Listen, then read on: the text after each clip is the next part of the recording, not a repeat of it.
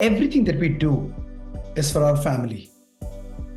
We work our backside off, we take them to holidays, we spend time with our kids, we create memories together, and that's the one of the only thing that when you grow old, you think about. Now, as a 52-year-old man, when I'm recording it, I'm 52 in 2024, I have only one regret that I really think that I did not necessarily have to go through, which is how little time I spent with my girls when they were growing up. So I've got two daughters, and this year my daughters will turn 20 and 23. So from the very beginning of my career, I was always focused on accomplishment, achievement, be a provider for my family, give them great education, and all of that usual yara stuff that we all do. And there's nothing great about it. We all do this. But I remember my daughter saying once that when they were small, there was a talk somewhere or something, and they made a picture of me on the phone. But that's what I was, always working, always on the phone, always doing something. Or Papa is always on emails, Papa is always busy.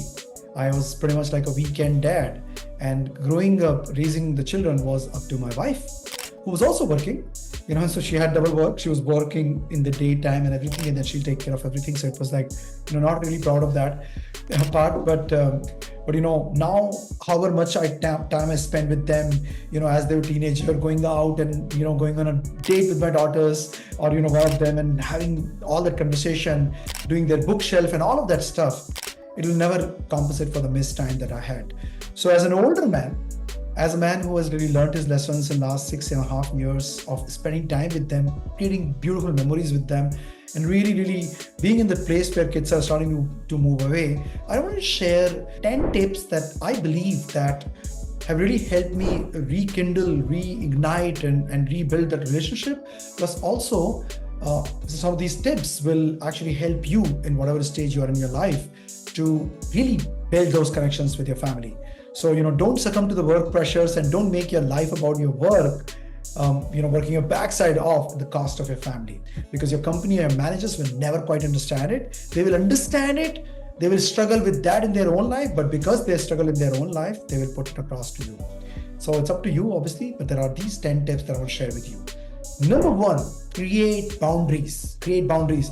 I remember my manager's manager, who ended up eventually becoming the chief people officer of Cognizant, Shankar Srinivasan, he shared this quite some time back, because we were in Hyderabad leadership team, which is where I joined Cognizant in 2005. And he shared in one of those sessions where we went to a common training over time management together, and he shared this, that 6 to 9 p.m. every single day, he leaves for his family. And he would have calls before and he'll have calls after. Mornings, he'll have calls. He was a VP, so he'll have a lot of calls. But he said that that's a time which is sacrosanct. I don't compromise on it at all. So this is a very important thing, that you create boundaries. And I wish I had learned my lessons back then, but I was very skeptical, so I did not. But you create boundaries. You create boundaries. This is my fixed time. Weekend, no calls if possible. I remember one of the person who was working in my team, very high performer, one of the best person I ever worked with, Ashok Kumar Thambi. And if he's watching this, hey, he sent a note to me after he moved to US. I moved to Australia and then he moved to the US. He sent a note to me saying, Kapil bhai, one thing which has changed after coming here is that I've started working on weekends. And for a lot of people, going to a new geography would mean that they need to prove themselves more, and they'll not create boundaries. But he did it, and it just means so much for their family. So that's the first one, create boundaries. And second one, lock in your calendar for your little ones. Actually lock in the calendar. I remember talking to this guy who was a CIO of study group, and then he went to Macquarie as a CIO, Macquarie Bank as a CIO, Macquarie Uni as a CIO. He mentioned this, that he goes on these dates with his kids. He locks time in his calendar. It's a little bit too dramatic, but actually, you're a busy professional. You've got a whole lot of things going on.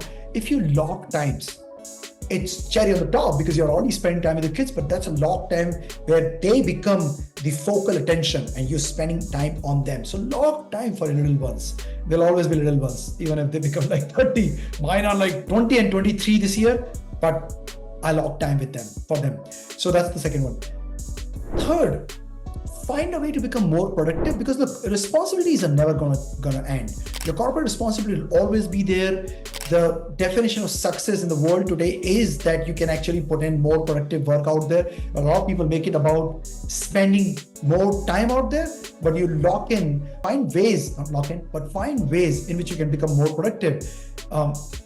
If you can find ways to not focus on not doing multitasking, implement Pomodoro techniques to actually work on the specific straight thing at the same time. Don't do the emails whole day long and consider it like a big thing about responding to all emails. It will all start having amazing effect on your time. So find a way to become more productive. So that's the third one. The fourth, if you're highly stressed in your workplace, talk with your manager, talk about your family, lay it out in open and ask for help. When you lay it out like as if it's your responsibility to help me find time, that's not going to go well. But remember, they're also human beings. They're trying to find in their work find time from their work so that they can spend time with their family. Even if they come across to you as like workaholics, they want to spend time with their families. You ask them, and you don't make it their problem. Ask for advice about what you can do, and your stress level will reduce and you will be able to spend more time with your family. Because remember, like I'm talking about the work, because look, your work and all is great. Your family is just growing, your kids are growing, and it's not sufficient to build that huge empire for them, but not really being there to enjoy with them. Okay, so just talk to your manager. I'm just looking at some practical problems, right? The other thing, and it is about time, but this is something which you have to implement. Throw away the to-do list. Focus on outcome-based work, like sticky notes. Don't write one item on the sticky note at one point of time.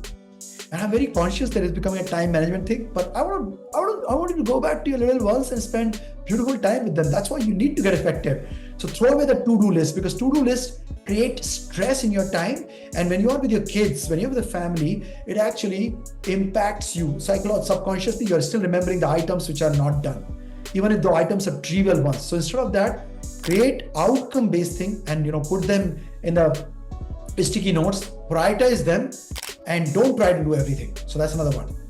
Now, number 6, block out at least 2 evenings per week to spend time with your family. Like I do mean 6 to 9 p.m., but I know it's not possible always, but still block out at least 2 evenings. If you can't do every single day, 2 evenings where you'll not take any calls, even later. Like this is different from the first one, which is like, create boundaries. You just won't take call at all. What it means is you don't have this pressure that I need to finish this with my kids so that I can go back to my calls. So don't do that, because it's not going to really do any justice to you and your family, right? So block out 2 evenings, no work. And if you don't have that possibility, honestly, seriously consider changing your job, because that means your job will suck the energy out of you.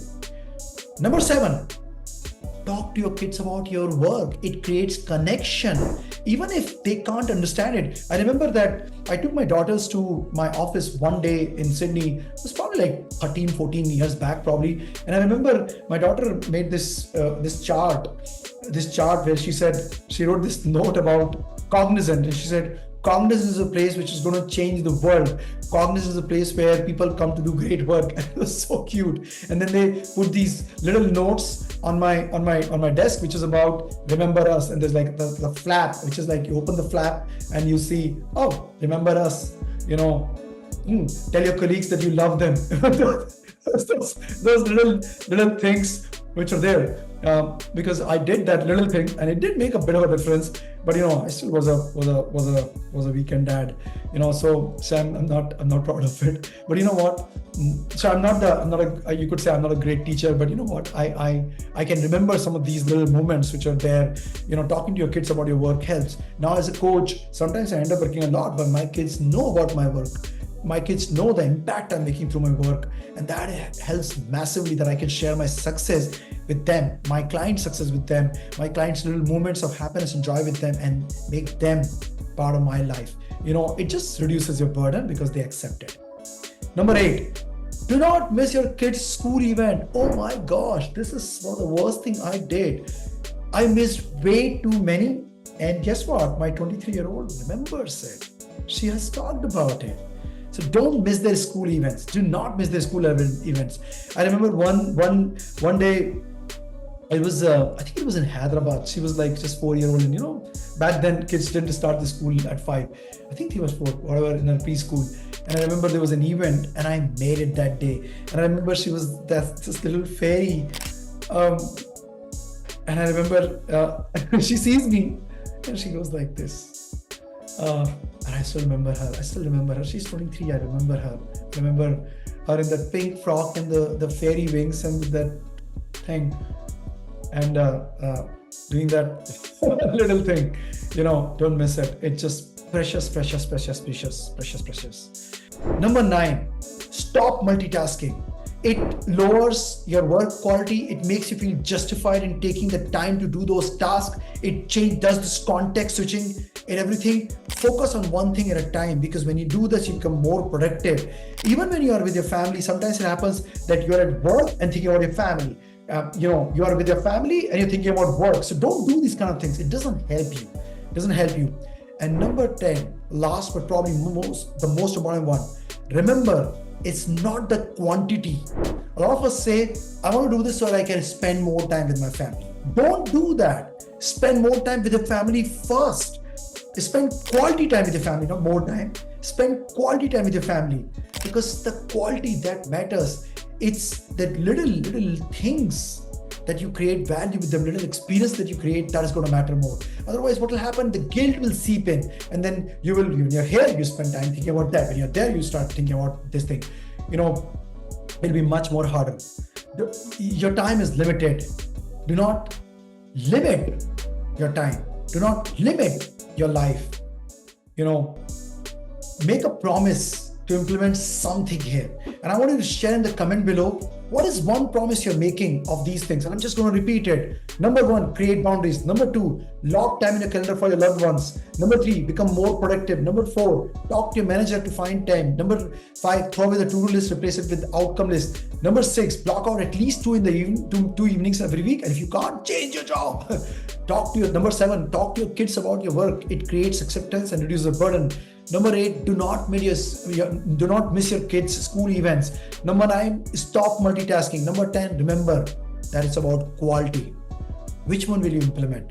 What would you like to add in this list that you implement so that you can enrich everybody else? And like this particular content, comment on it, share with other people so that people can actually live much beautiful lives with their families. I hope it has been valuable, grateful.